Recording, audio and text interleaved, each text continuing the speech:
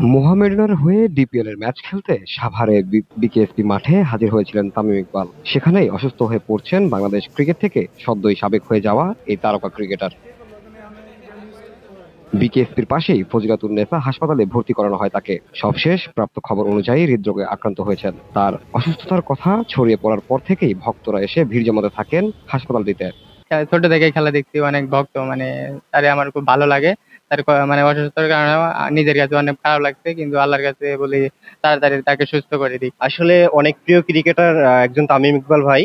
তার জন্য আসলে সব সময় সুস্থতা কামনা করি, আবারও সে আগের মতো সুস্থভাবে আমাদের মাঝে ফিরে আসুক। এছাড়াও তারেক রহমানের নির্দেশনায় ছুটে আসেন তামিম ইকবালকে দেখতে গাজীপুর মহানগর বিএনপির সভাপতি শওকত হোসেন সরকার। তামিম এই বিশ্বব্যাপী এই ক্রিকেটকে বাংলাদেশকে সেখানে একটি সম্মানজনক স্থানে পৌঁছে দিয়েছে তার নেতৃত্বে টিম প্রধান হিসাবে এই বাংলাদেশের এই ক্রিকেটকে। সেই জন্য আমরা মনে করি যে এখানে আমাদের ভারপ্রাপ্ত চেয়ারম্যান জনাব তারেক রহমান, আমাদের প্রয়াত যে কুকু সাহেব, তিনিও এই খেলা প্রিয় মানুষ ছিলেন। তিনি এই খেলাকে সবসময় গাইডলাইন দিয়েছেন এবং খেলার পিছনে তিনি শ্রম দিয়েছেন।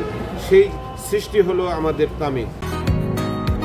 বসুন্ধরা, উত্তরা, বনশ্রী, কুড়িল ও বাড্ডা সহ রাজধানীর বিভিন্ন স্থানে অভিজাত ও অত্যাধুনিক মানের ফ্ল্যাট কেনার এক নির্ভরযোগ্য প্রতিষ্ঠান প্লেজেন্ট প্রপার্টিজ লিমিটেড। তাই আপনার স্বপ্নের আবাসনের জন্য আজই যোগাযোগ করুন।